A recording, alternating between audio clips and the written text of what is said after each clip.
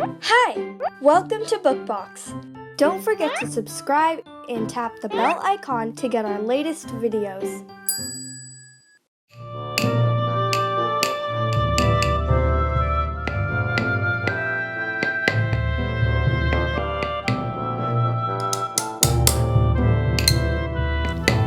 La elfoj kaj la ŝufaristo, adaptite de Bookbox.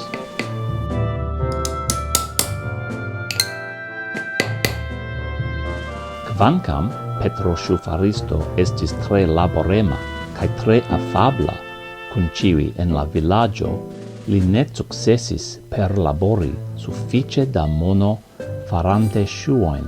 Dum iu malvarma kaj neĝa tago, restis al li en la butiko sufiĉe da ledo nur por unu paro da ŝuoj. Je tiu vespero Petro atente tondis la valoran ledon kaj lasis ĝin tie por matene kunkudri. Tuj post kiam la suno leviĝis la sekvantan matenon, Petro pretis por komenci labori, sed kun granda surprizo li rimarkis tre lerte kaj bele faritan paron da ŝuoj sur sia labortablo. Tio estas magia, diris lia edzino Cecilia, dum ili rapide metis la ŝuojn en la montrofenestron, ĉar la aĉetado por la festsezono ĵus komenciĝis. Bonŝance la ŝuoj perfekte taŭgis por la postulema sinjorino Sniggins, kaj ŝi pagis ne tro malaltan sumon por ili. Per la mono, Petro povis aĉeti pli da ledo, sufiĉe por 2 paroj da ŝuoj. Vespere li ree eklaboris kaj tondis la ledon, kaj lasis la ledpecojn sur la tablo, kiam li enlitiĝis. Esperante fari belajn ŝuojn, li endormiĝis, sonĝante pri ŝuoj.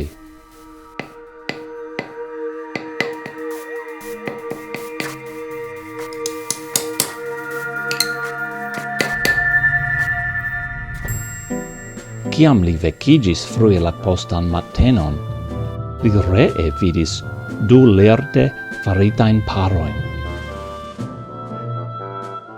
Ankaŭ ili estis rapide aĉetitaj, ĉar ili estas majstre preparitaj. Nun Petro povis aĉeti sufiĉe da ledo por 4 paroj. La magio plu daŭris dum iom da tempo, kaj ŝufaristo fariĝis bone konata nomo por la plej altkvalitaj ŝuoj en la urbo. La vivo de Petro kaj Cecilia fariĝis multe pli facila. Iun tagon Cecilia diris: "Mi scivolemas, kiu tiom diligente helpis nin." Petro eldiris: "Ĉi-vespere ni kaŝos nin en la butiko kaj rigardos tion, kiu okazas tie." Dirite, farite.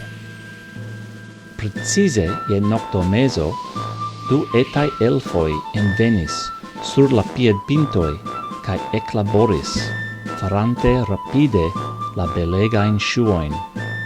Ili surhavis eluzitajn vestaĵojn, kaj ili mem tute ne havis ŝuojn. Antaŭ la sunleviĝo ili jam estis for, lasante plurajn paroj da ŝuoj pretaj por esti vendataj dum la tago.